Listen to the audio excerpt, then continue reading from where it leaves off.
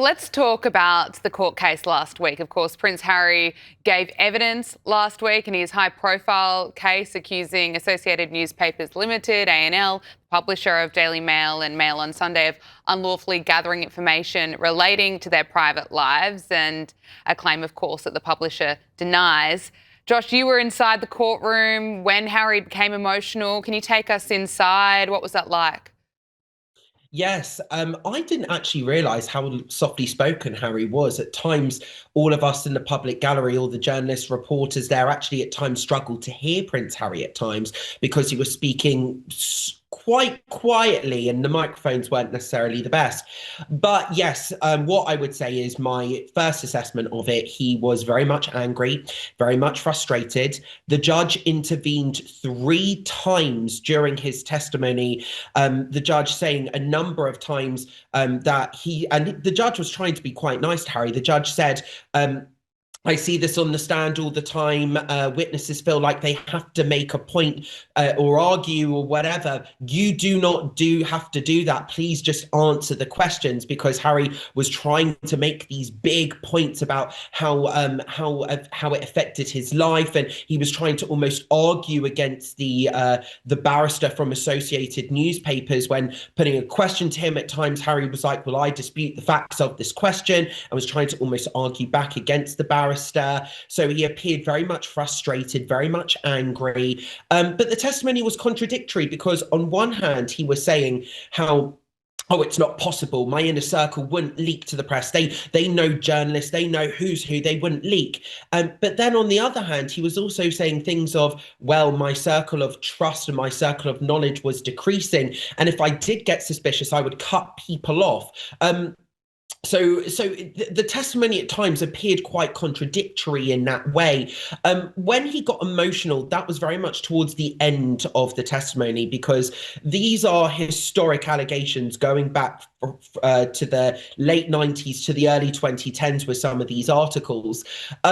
So he didn't have to mention Meghan. Meghan actually had zero any relevance to this case whatsoever. All of these articles that he was accusing the Mail Group of unlawful information gathering did not relate to Meghan whatsoever. And he said at the end, with a cracked voice, holding back tears, saying, as I said before, they've made my wife's life an absolutely miserable, was the quote.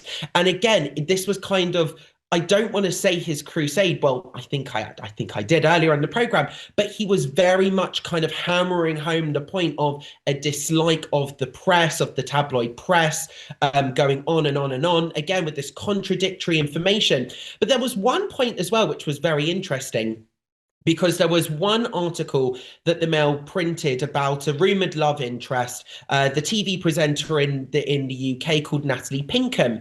And Prince Harry said Natalie Pinkham has not been and never has been a source, even though her words were actually directly attributed in that article. So the judge actually had to tell Harry what a source in journalism was.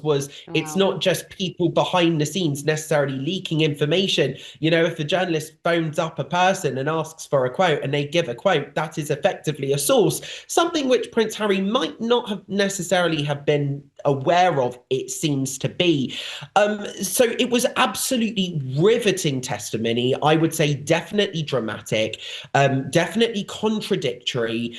He only really got properly emotional when speaking about Meghan right at the end.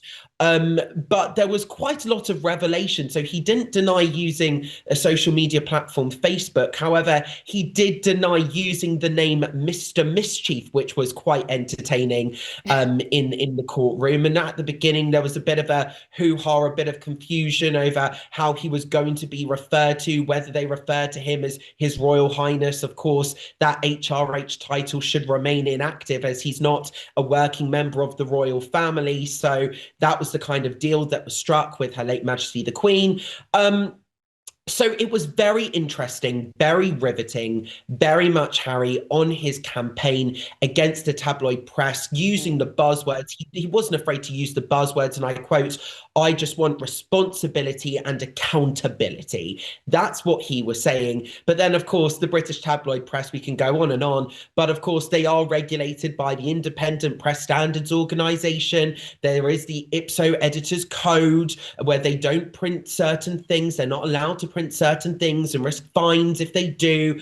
And obviously the News of the World newspaper was shut down back in the day as well. So the press is in a different place now. There is responsibility, there is accountability. And Prince Harry, of course, not necessarily knowing all the facts, or at least not wanting to present all the facts. And I think to a certain extent, not wanting to accept the fact that the Associated Newspapers would never reveal their sources, and no journalist would ever reveal their sources. But it was very, very clear, at least from the articles, that at least with some of them, and at least this is what the Associated newspaper lawyer and barrister tried to present in the case, which actually, there were probably leaks in his inner circle, something in which he probably just, or at least from the testimony, it seems that he just didn't want to accept. Josh, I want to talk to you about Andrew Mountbatten Windsor, of course. Now, Princess Beatrice has publicly shown her support for her father by joining him for a horse ride. Now, of course, Beatrice appears to be maintaining this relationship with her father, yet Eugenie has cut ties. What more can you tell us? Yeah, so Princess Beatrice was seen in Windsor, spotted on a horse ride with Prince Andrew, as you said. They were spotted outside for around 45 minutes. Prince Andrew looking rather downcast, as Beatrice was accompanied by her 4-year-old daughter Sienna and walking alongside a groom. That's according to the Mail, that Prince Andrew Andrew Mountbatten Windsor looked downcast. They were wandering the grounds of Windsor Castle. It was also reported that Beatrice visited her father at his soon-to-be former home, Royal Lodge, before he moves over to Marsh Farm on the Sandringham estate. Beatrice, it's been reported, has taken a more nuanced approach than her sister, who was seen to have according to the Mail, who had the exclusive on this. Eugenie took a rather, quote, dim view of some of her father's activities and his refusal to properly apologize to any of the victims of Jeffrey Epstein. Now, of course, Princess Eugenie works for the anti-slavery collective as well to help counter sex trafficking. So this is a cause that is very dear to her heart. So it's obvious. So you can see why she's taking this rather hardline approach with her father. We also know, of course, that Princess Beatrice was involved behind the scenes in the negotiations with the team from BBC Newsnight, most noticeably Newsnight interviews producer Sam McAllister, who was previously speaking to the palace in those months. Andrew Mountbatten Windsor did bring Princess Beatrice along to one of those meetings when Emily Maitlis was brought in to speak with Amanda Thirsk and to speak with the team with that last-ditch attempt to pitch that interview. So we know Princess Beatrice has been slightly more involved with Andrew, taking that more nuanced approach, whereas Princess Eugenie, it's been reported, cut off along the lines. The comparison was made between Brooklyn Beckham.